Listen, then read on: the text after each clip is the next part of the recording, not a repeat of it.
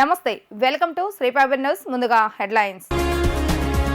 ఏపీలో ఉమ్మడి మేనిఫెస్టోను విడుదల చేసిన టీడీపీ అధినేత చంద్రబాబు నాయుడు, జనసేన అధినేత పవన్ కళ్యాణ్ రాష్ట్ర ప్రజల అవసరాలు తీరుస్తూ రేపటి ఆకాంక్షల సాకారం చేసేలా మేనిఫెస్టో ఉంటుందని వెల్లడి. నగరంలో విషాదం, ఒకే కుటుంబంలో 5గురు ఆత్మహత్య, విచారణ చేపడుతున్న పోలీసులు.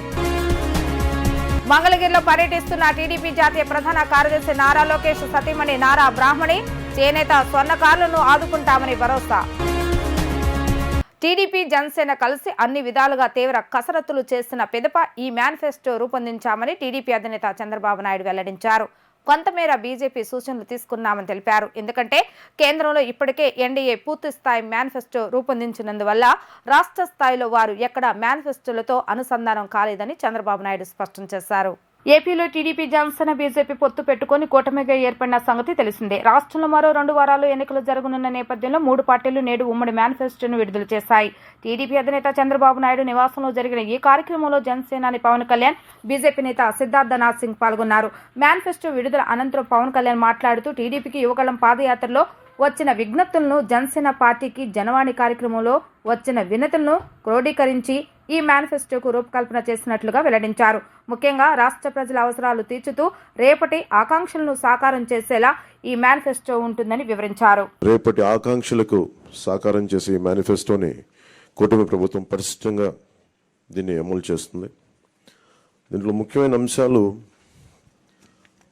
ఏమేమి తీసుకున్నామంటే, ఆంధ్రప్రదేశ్ ప్రజల భవిష్యత్తు ఆల్మోస్ట్ కత్తి మనపైన వేలాడుతూ ఉంది. ప్రపంచంలోనే అత్యంత శక్తివంతమైన తెలుగు జాతి నేడు ఆంధ్రప్రదేశ్ పరిస్థితిని చూసి తలదించుకుంటుంది. లూటీ కోసమే 13 లక్షల కోట్లు అప్పు చేసి రాష్ట్ర ఆర్థిక వ్యవస్థను దివాళా తీయించారు. గత 5 ఏళ్లుగా అన్ని రంగాల్లో రాష్ట్రం తిరోగామి దిశలో పయనిస్తున్నది. సమాజంలో ఎటు చూసినా అభద్రత, అశాంతి, హత్యలు, ఆత్మహత్యలు కనిపిస్తున్నాయి. ధరలు, పన్నులు, ఛార్జీలు, అప్పుల బాధుడితో ఒక్కో కుటుంబం పైన దాదాపు 8 లక్షల భారం మోపారు. 10 రూపాయలు ఇచ్చి 100 రూపాయలు కొట్టేస్తూ పొద్దున్నే పథకం కింద డబ్బులు ఇచ్చి సాయంత్రం సారా కింద పట్టుకెళ్ళిపోయే ఈ ప్రభుత్వం చేస్తూ ఉన్నారు. పట్టభద్రుల నిరుద్యోగంలో 24% దేశంలోనే ఏపీ మొదటి స్థానంలో ఉంది. కాబట్టి కేంద్ర సహకారం మెండుగా ఉంటుంది, పూర్తిగా ఉంటుంది. అదేవిధంగా ఈ యొక్క మేనిఫెస్టోను అమలు చేసే బాధ్యత జనసేన, తెలుగుదేశం 2 పార్టీలు తీసుకుంటాం.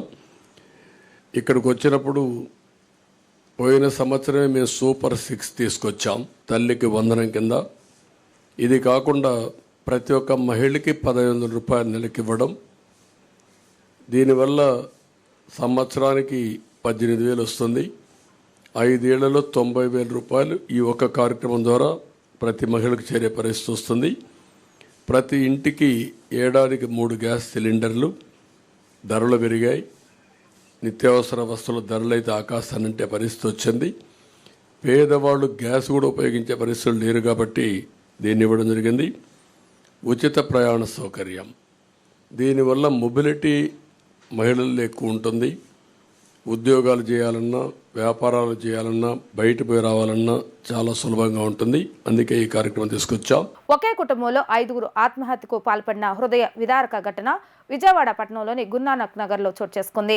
ఎవరైనా హత్య చేశారా లేక ఆత్మహత్య చేసుకున్నారా అన్న కోణంలో పోలీసులు విచారణ చేపట్టారు. ఈ మేరకు క్లూస్ టీమ్ డాగ్ స్క్వాడ్ ను రంగంలోకి దింపారు. గురునానక్ కాలనీకి చెందిన డాక్టర్ శ్రీనివాస్ తన భార్య, 2 పిల్లలు, తల్లితో కలిసి జీవనం కొనసాగిస్తున్నాడు. ఈ క్రమంలోనే నేడు తన ఇంటి బయట డాక్టర్ శ్రీనివాస్ ఉరేసుకోగా ఇంటి లోపల భార్య, పిల్లలు, తల్లి విగత జీవులుగా పడి ఉన్నారు. స్థానికుల సమాచారం మేరకు ఘటనా స్థలానికి చేరుకున్న పోలీసులు స్పాట్ కు చేరుకుని ఇంటిని క్షుణ్ణంగా పరిశీలించారు. అనంతరం కేసు నమోదు చేసుకుని వారిని ఎవరైనా హత్య చేశారా లేక ఆత్మహత్య చేసుకున్నారా అన్న కోణంలో విచారణ చేపడుతున్నారు. ఈ మేరకు క్లూస్ టీమ్ డాగ్ స్క్వాడ్ ను రంగంలోకి దింపారు. ఘటనకు సంబంధించి పూర్తి వివరాలు ఇంకా తెలియాల్సి ఉంది.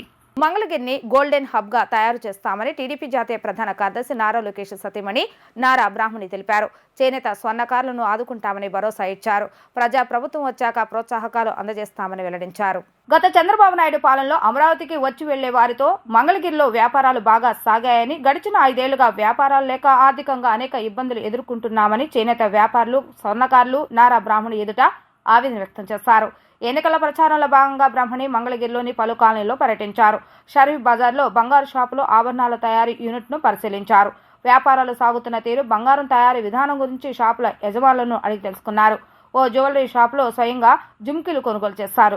లోకేష్ ని గెలిపించడం ద్వారా మంగళగిరిని గోల్డెన్ హబ్ గా తయారు చేసుకుందామని వ్యాపారులకు విజ్ఞప్తి చేశారు. మంగళగిరిలో చేనేతకు పూర్వ వైభవం తీసుకొచ్చేందుకు నారా లోకేష్ అహర్నిశలు కృషి చేస్తున్నారని బ్రాహ్మణి తెలిపారు. పలు షాపులో చేనేత వస్త్రాలను స్వయంగా పరిశీలించారు. అనంతరం మంగళగిరి పట్టుచీరలు కొనుగోలు చేశారు. ఎన్నికల తర్వాత లోకేష్ తో కలిసి మంగళగిరిలో పర్యటిస్తానని చెప్పారు. అనంతరం మంగళగిరి పట్టణంలో విజయ పచ్చళ్లు తయారీ కేంద్రాన్ని నారా బ్రాహ్మణి పరిశీలించారు. వర్కర్లతో కలిసి ఆవకాయ పచ్చడిని కలిపారు. నిర్వాహకులు తయారు చేసిన కొత్త ఆవకాయ పచ్చడిని రుచి చూశారు. పచ్చడి తింటుంటే చిన్నప్పుడు అమ్మమ్మ పెట్టిన ఆవకాయ గుర్తొస్తుందని, చిన్న వ్యాపారులు తమ కాళ్లపై తాము నిలబడి ఉపాధి పొందేలా అన్ని రకాలుగా సహాయ సహకారాలు అందజేస్తామని చెప్పారు. విజయ పికిల్స్ అనే ఫ్యాక్టరీకి రావడం జరిగిందండి. ఇక్కడ ఇంతమంది మహిళలు పనిచేయడం చూస్తుంటే నాకు చాలా ఆనందంగా ఉంది. దగ్గర దగ్గర 70 మహిళలు ఇక్కడ ఫ్రెష్ హై క్వాలిటీ పికిల్స్ చేయడం జరుగుతుంది. ఈ క్వాలిటీ మెయింటైన్ చేయాలన్నా, లేకపోతే ఈ ప్రాసెస్ మెయింటైన్ చేయాలన్నా అది కేవలం మహిళల వల్లే జరుగుతుందని ఇక్కడ నేను తెలుసుకున్నానండి. సో ఇంతమంది మహిళలు ఇంత ప్రేమతో ఫుడ్ ఐటమ్స్ చేస్తున్నారంటే ఇక్కడ వీళ్ళందరూ ఉన్నారు మహిళలు, చాలా కష్టపడి చేస్తున్నారు ఎన్నో సంవత్సరాలుగా. నాకు చాలా ఆనందంగా ఉంది. అదే కాకుండా ఇక్కడున్న ఎండి గారు కూడా మహిళలు ఎక్కువ ప్రోత్సహించి వాళ్ళ లైఫ్ ఎలా బెటర్ చేయాలో ఎప్పుడూ ఆలోచిస్తూ ఉంటారు. వాళ్ళ ఫ్యామిలీ మెంబర్స్గా చూస్తున్నారు. ఈ కంపెనీ డెఫినెట్గా పైకి రావాలని, ఇక్కడ పనిచేసే మహిళలు కూడా బాగా పైకి రావాలని నేను కోరుకుంటున్నాను. ఇలాంటి ఇండస్ట్రీస్ ఇంకా చాలా రావాలి. ఎక్కడైతే మహిళలకి మంచి ఆపర్చునిటీస్, మంచి వర్కింగ్ ఎన్వైరన్మెంట్ ఉంటుందో రావాలని నేను కోరుకుంటున్నాను. ఇంకా మన నారా లోకేష్ గారు కూడా మహిళల మీద ఎంతో ఫోకస్ పెట్టడం జరుగుతుంది. స్త్రీ శక్తి ప్రోగ్రాం ద్వారా కానివ్వండి, వేరే ప్రోగ్రామ్స్ ద్వారా కానివ్వండి. ఇది ఇంకొక మంచి ఎగ్జాంపుల్ మహిళా సాధికారత కోసం, అభివృద్ధి సంక్షేమం కోసం. సో తప్పకుండా ఇలాంటి ఇండస్ట్రీస్ ఇంకా ఎక్కువ వస్తాయని నేను ప్రామిస్ చేస్తున్నాను. ఇంకా విజయ పికిల్స్ వాళ్ళకి కూడా ఆల్ ద బెస్ట్ అని చెప్తూ నేను అనేక దశాబ్దాలుగా సమస్యలతో కొట్టుమిట్టాడుతున్న విజయవాడ పశ్చిమ నియోజకవర్గాన్ని అభివృద్ధి చేస్తానని, నియోజకవర్గ అభివృద్ధి కోసం ప్రత్యేక మేనిఫెస్టో తయారు చేస్తానని, వాటిని ఖచ్చితంగా అమలు చేసి అభివృద్ధికి కృషి చేస్తానని పశ్చిమ నియోజకవర్గ కూటమి బీజేపీ అభ్యర్థి సుజనా చౌదరి తెలిపారు. కమలం గుర్తుకు ఓటు వేసి తనను గెలిపించాలని ప్రజలకు విజ్ఞప్తి చేశారు. పశ్చిమ నియోజకవర్గం బీజేపీ అభ్యర్థి సుజనా చౌదరి మంగళవారం 45వ డివిజన్లోని సితారా రోటరీ నగర్, బ్రహ్మయ్య వీధి, రాజుగారి ఫ్లాట్లు, కబేలా తదితర ప్రాంతాల్లో ఎన్నికల ప్రచారాన్ని నిర్వహించారు. ఇంటింటికి వెళ్లి ఓటర్లను కమలం గుర్తుకు ఓటు వేసి తనను గెలిపించాలని అభ్యర్థించారు. ఈ సందర్భంగా ఆయన మాట్లాడుతూ నియోజకవర్గ రూపురేఖలు మార్చేందుకు ప్రత్యేక మేనిఫెస్టో తయారు చేస్తున్నామని, ఇందులో పొందుపరిచిన హామీలన్నీ 100% అమలు చేస్తామని తెలిపారు. కమలం గుర్తుకు ఓటు వేసి తనని గెలిపించాలని కోరారు. సుజనాకు మద్దతుగా మాజీ ఎమ్మెల్సీ బుద్దా వెంకన్న, టీడీపీ రాష్ట్ర కార్యనిర్వహణ కార్యదర్శి ఎంఎస్ బేగ్, ఎన్టీఆర్ జిల్లా బీజేపీ అధ్యక్షుడు అడ్డూరి శ్రీరామ్, బీజేపీ నాయకుడు పైలా సోమినాయుడు, రౌతు రమ్యప్రియ, లింగాల అనిల్ కుమార్, 45వ డివిజన్ టీడీపీ అధ్యక్షులు బీరం సత్యనారాయణ, బీజేపీ డివిజన్ అధ్యక్షులు చల్లా రమాదేవి, జనసేన డివిజన్ అధ్యక్షురాలు కొమ్ము గోవిందలక్ష్మి, కూటమి నాయకులు, కార్యకర్తలు పాల్గొన్నారు. నేనేం చేయగలను, ఏం చేయలేను, మాటలు చెప్పి చేతలు లేకుండా కల్లిబొల్లి కబుర్లు చెప్పే రకం కాదు నేను. అందరికి ఆ ప్రత్యర్థులు కూడా తెలుసు నా సంగతి బాగానే. ఇప్పుడు మీరు చెప్పిన పేర్లన్నీ సిపిఐ రామకృష్ణ గారికి తెలుసు, అందరికీ తెలుసు. కాబట్టి దాని గురించి కొద్దిగా అభ్యర్థి టు అభ్యర్థి మీరు కంపేర్ చేయండి. ప్రజలందరూ చేసినాక ఇప్పుడు నేను ఫస్ట్ 15 రోజులు అవగాహన యాత్ర చేశాను. అంటే పశ్చిమ నియోజకవర్గంలో ఏం జరుగుతుందని ఆ పరిస్థితులు చూస్తే నాకు నిజంగా కొన్ని రాత్రులు నిద్ర పట్ల. ఇంత దుర్భర పరిస్థితుల్లో ప్రజలు ఉన్నారే. ఓ పక్కన మనం వికసిత భారత్ అనేమో మన భారతదేశాన్ని ప్రపంచం అంతా గుర్తిస్తుంటే బెజవాడ గడ్డ మీద ఇలాంటి అడ్డా ఉండటం అనేది చాలా ఘోరం. కాబట్టి కొండ ప్రాంతం వాళ్ళ పరిస్థితి అయితే ఇంకా దుర్భరం. కొండ కింద వాళ్ళు కూడా అలాగే ఉంది.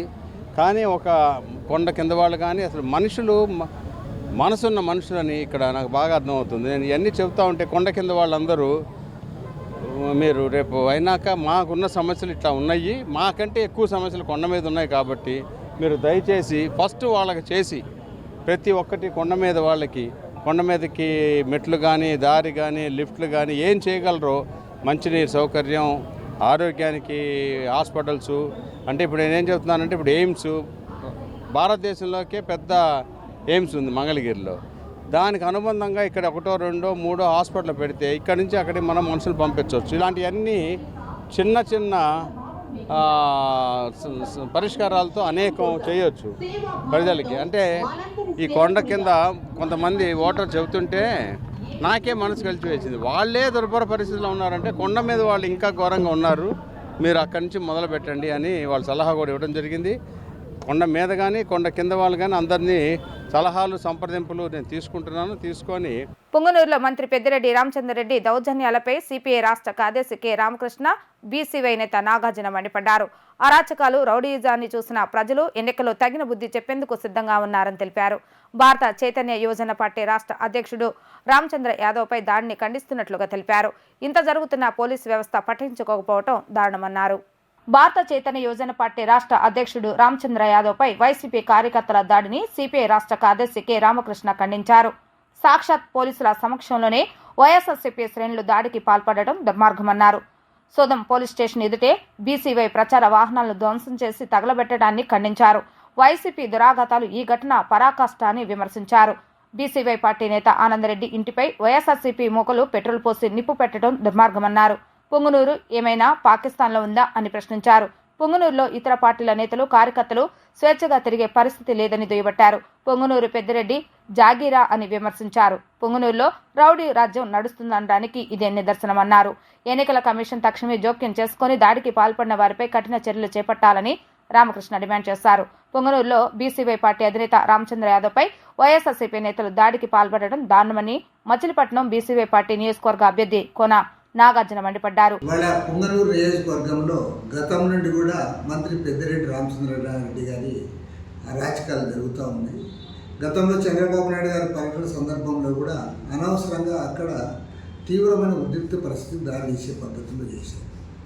ఇప్పుడు సాక్షాత్తు ఒక అభ్యర్థి పైన ఆయన వాహనాలు దగ్ధం చేయడమే కాకుండా ఆయనకు భోజన సదుపాయం కల్పించారని చెప్పి వాళ్ళ ఇంటిపైన పెట్రోల్ పోసి నిప్పంటించడానికి కూడా ప్రయత్నం చేస్తూ ఉన్నారంటే ఇంతకంటే దుశ్చర్య ఇంకోటి ఉంది అని అడుగుతా ఉన్నాను. మరి అధికారులు ఏం చేస్తూ ఉన్నారు, ఎన్నికల కమిషన్ ఏం చేస్తూ ఉంది? ఇంత దుర్మార్గంగా పోలీస్ స్టేషన్ సమీపంలోనే వారు దౌర్జన్యానికి పాల్పడతా ఉంటే వారిని ఏమాత్రం కూడా కట్టడి చేయడం లేదు. చాలా అమానుషం చేస్తూ ఉన్నారు. దీన్ని తీవ్రంగా తప్పుపడతా ఉన్నాం, ఖండిస్తూ ఉన్నాం. దీన్ని అవకాశంగా తీసుకొని లేదా దీన్ని ఆదర్శంగా తీసుకొని మరికొన్ని చోట్ల కూడా వైసీపీ అభ్యర్థులు రెచ్చిపోయే అవకాశం ఉంది. ఎన్నికల కమిషన్ సకాలంలో స్పందించి తక్షణమే కఠినమైన చర్యలు చేపట్టాలని చెప్పి సిపిఐ తరఫున డిమాండ్ చేస్తారు. సుజనా చౌదరి పక్కా లోకలని 30,000 ఓట్ల మెజారిటీతో పశ్చిమలో ఎన్డీఏ గెలుపు ఖాయమని పశ్చిమ బీజేపీ నేతలు జోసెన్ చెప్పారు. వైసీపీ నేతలకు వార్నింగ్ ఇచ్చారు. ఓటమి భయంతోనే వైసీపీ నేతలు దుష్ప్రచారం చేస్తుందని దుయ్యబట్టారు. పోతన మహేష్ వైసీపీ నుంచి ప్యాకేజ్ తీసుకొని ఎన్డీఏకు వ్యతిరేకంగా ప్రచారం చేస్తున్నా ఎవరు నమ్మే స్థితిలో లేరని బీజేపీ నేతలు అన్నారు. ఎన్టీఆర్ కూటమి పశ్చిమ అభ్యర్థి సుజనా చౌదరి నాలులోకలన్నీ జరుగుతున్న ప్రచారాన్ని బీజేపీ నాయకులు ఖండించారు. ఓటమి భయంతోనే వైసీపీ నేతలు దుష్ప్రచారం చేస్తున్నారని ధ్వజమెత్తారు. భవానీపురం బీజేపీ కార్యాలయంలో ఎన్టీఆర్ జిల్లా బీజేపీ అధ్యక్షుడు అడ్డూరి శ్రీరామ్, సీనియర్ నేతలు పైలా సోమినాయుడు, పోతన వెంకటేశ్వరరావు మీడియాతో మాట్లాడారు. సుజనా చౌదరి భారీ మెజారిటీతో గెలవటం ఖాయమని అడ్డూరి శ్రీరామ్ జోసెన్ చెప్పారు. ప్రలోభాలకు నగరాలు లొంగుతున్నారన్న ఆరోపణలు శ్రీరామ్ తీవ్రంగా ఖండించారు. ఇష్టం వచ్చినట్లుగా ఆరోపణలు చేస్తే సహించేది లేదని వైసీపీ నేతలను శ్రీరామ్ హెచ్చరించారు. సుజనా ఇప్పటికే ప్రజల మనసు గెలుచుకున్నారన్నారు. కులాలు అనేక మతాలు ఉన్నాయి, వాళ్ళే స్వాగతిస్తూ ఆత్మీయ సమావేశాలు పెట్టి సుజనా చౌదరి గారిని పిలవడం జరుగుతూ ఉంది. అంతే తప్ప వైఎస్ఆర్ కాంగ్రెస్ పార్టీ నాయకులు చెప్పినట్టుగా డబ్బులు ఇచ్చి లొంగ తీసుకుంటున్నారు అనేది పశ్చిమ నియోజకవర్గంలో ఉన్నటువంటి కులాలు, ప్రజలు ఆత్మ అభిమానానికి, విశ్వాసానికి లొంగుతారు తప్ప డబ్బుకి లొంగరు అనేటువంటి విషయాన్ని వైఎస్ఆర్ కాంగ్రెస్ పార్టీ నాయకులు గమనించాలి. ముఖ్యంగా అభిమానానికి, అభివృద్ధికి, పశ్చిమ నియోజకవర్గ అభివృద్ధి సుజనా చౌదరి గారితోనే సాధ్యమవుద్ది. అటు మోడీ గారి దగ్గరికి వెళ్ళాలన్నా ఒక రోజు అపాయింట్మెంట్ తీసుకోగలరు, ఇటు చంద్రబాబు నాయుడు గారిని వెళ్ళి నిధులు తేవాలన్నా గంటలో కలవగలరు అనేటువంటి విశ్వాసంతో, నమ్మకంతోనే తప్ప వైఎస్ఆర్ కాంగ్రెస్ పార్టీ నీచంగా మాట్లాడుతున్నటువంటి పశ్చిమ నియోజకవర్గ ప్రజలను ఉద్దేశించి డబ్బుకి అమ్ముడిపోతున్నారని నీచంగా ఏదైతే వైఎస్ఆర్ కాంగ్రెస్ పార్టీ నాయకులు మాట్లాడుతూ ఉన్నారో ఇది మంచి పద్ధతి కాదు. పశ్చిమ నియోజకవర్గ ప్రజల్ని అవమానిస్తే ఊరుకునేది లేదు. పశ్చిమ నియోజకవర్గ ఉన్నటువంటి కులాలని అవమానిస్తే ఊరుకునేది లేదని చెప్పి వైఎస్ఆర్ కాంగ్రెస్ పార్టీ నాయకులను నూతనంగా కొత్తగా చేరినటువంటి నాయకులను కూడా హెచ్చరిస్తాం. వేల కోట్ల ఎస్సీ ఎస్టీ సప్లాన్ నిధులను దోచేసిన సీఎం జగన్ దళిత ద్రోహి అని ప్రబుద్ధ రిపబ్లికన్ పార్టీ రాష్ట్ర అధ్యక్షుడు దాసరి చెనకేశవులు ధ్వజమెత్తారు. జగన్ రాష్ట్రాన్ని అన్ని రంగాల్లో నాశనం చేస్తారని, వైసీపీ ప్రభుత్వాన్ని గద్దెదించడమే లక్ష్యంగా నేడు ప్రజలు తమ ఓటు హక్కును వినియోగించుకోవాలని ప్రజలకు విజ్ఞప్తి చేశారు. 2019 ఎన్నికల్లో మాయమాటలు చెప్పి అధికారంలోకి వచ్చిన జగన్ రాష్ట్రంలో అరాచక పాలన కొనసాగించారని, ఇచ్చిన హామీలను తనకు ఉపయోగపడే విధంగా మార్చుకొని కోట్లాది రూపాయలను దోచేస్తారని, సామాజిక వర్గాలకు ప్రజలను విడదీసి వారి మధ్య కులచిచ్చు పెట్టి రాక్షస పాలన చేస్తారని ప్రభుత్వ రిపబ్లికన్ పార్టీ రాష్ట్ర అధ్యక్షుడు దాసరి చెనకేశవులు తెలిపారు.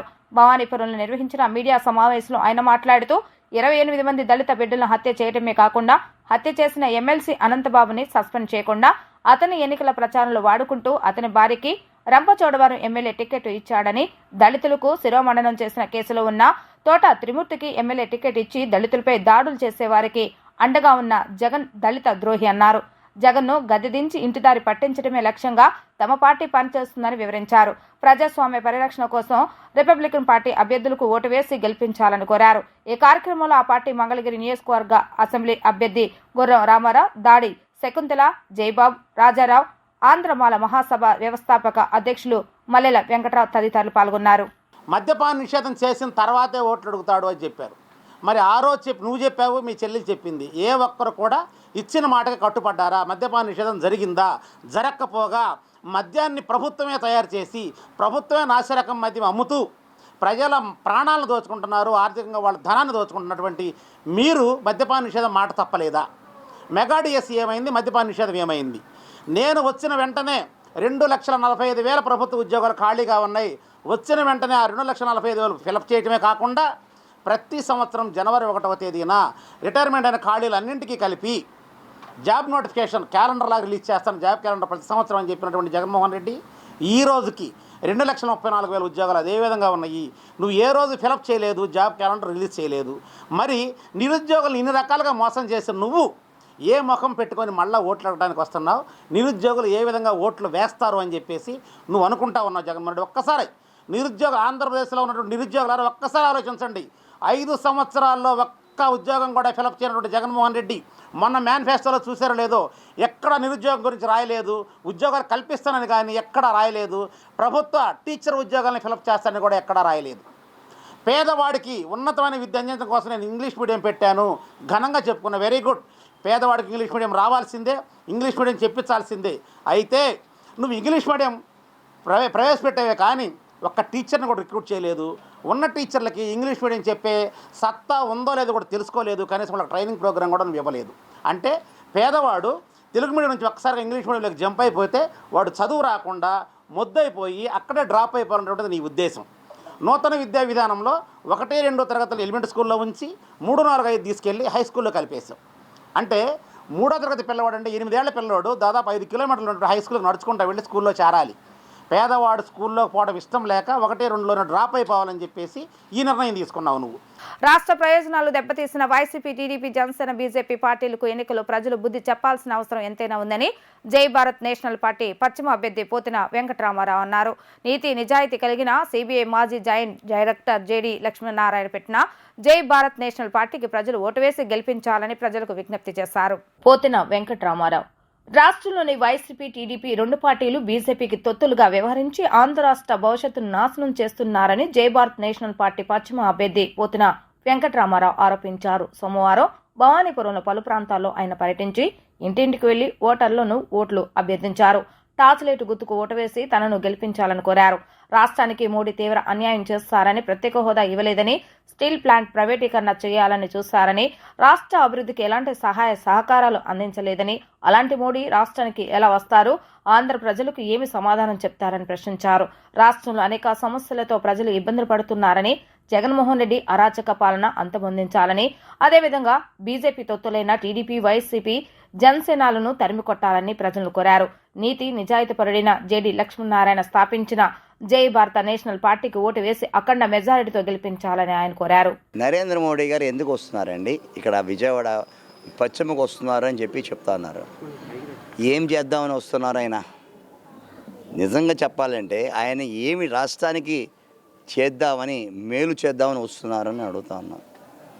ఏదైనా ఒక్క మేలు రాష్ట్రానికి నరేంద్ర మోడీ గారు చేసిన గొప్ప మేలు చెప్పమంటారా?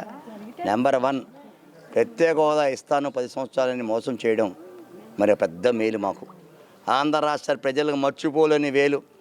మరి ఆంధ్ర రాష్ట్ర యువత మర్చిపోలేని మేలు చేస్తున్నారు. ఆయన ప్రత్యేక హోదా మీకు ఇవ్వము అని చెప్పడం, అటువంటి గొప్ప మేలు చేసిన వ్యక్తి నరేంద్ర మోడీ గారు.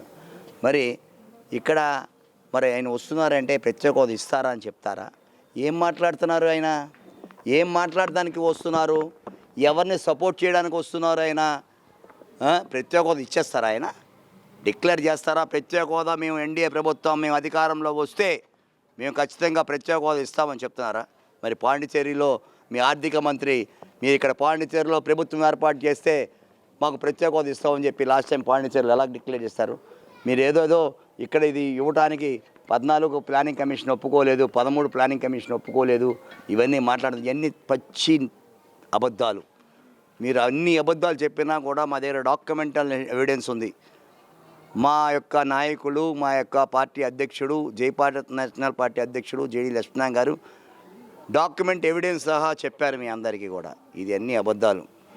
ఎక్కడ కూడా ప్లానింగ్ కమిషన్ చైర్మన్ ప్రత్యేక హోదా ఇవ్వద్దని చెప్పకపోయినా చెప్పినట్టు మీరు చెప్తా ఉన్నారు. మరి ఇలాంటి చెప్పినప్పుడు కూడా మరి మీ ఆర్థిక మంత్రి పాండిచేరిలో ఇస్తానని చెప్పారు. ఎలా చెప్పారు? ప్రత్యేక హోదా ఇస్తానని చెప్పి డిక్లేర్ చేయడానికి వస్తున్నాడు ఆయన. విశాఖపట్నం స్టీల్ ప్లాంట్ ప్రైవేటీకరణ ఆపుతానికి మేము ఆపేస్తామని చెప్తాడా ఆయన? ఇక్కడ డిక్లేర్ చేస్తాడా? వార్తలు ముగించే ముందు హెడ్లైన్స్ మరొకసారి. ఏపీలో ఉమ్మడి మేనిఫెస్టోను విడుదల చేసిన టీడీపీ అధినేత చంద్రబాబు నాయుడు, జనసేన అధినేత పవన్ కళ్యాణ్ రాష్ట్ర ప్రజల అవసరాలు తీరుస్తూ రేపటి ఆకాంక్షల సాకారం చేసేలా మేనిఫెస్టో ఉంటుందని వెల్లడి. నగరంలో విషాదం. ఒకే కుటుంబంలో 5గురు ఆత్మహత్య. విచారణ చేపడుతున్న పోలీసులు. మంగళగిరిలో పర్యటిస్తున్న టీడీపీ జాతీయ ప్రధాన కార్యదర్శి నారా లోకేష్ సతీమణి నారా బ్రాహ్మణి, చేనేత స్వర్ణకారులను ఆదుకుంటామని భరోసా. ఇవి ఈరోజు వార్తా విశేషాలు. మరలా తిరిగి ప్రసారమయ్యే వార్తలు మళ్ళీ కలుద్దాం. అంతవరకు సెలవు. నమస్కారం.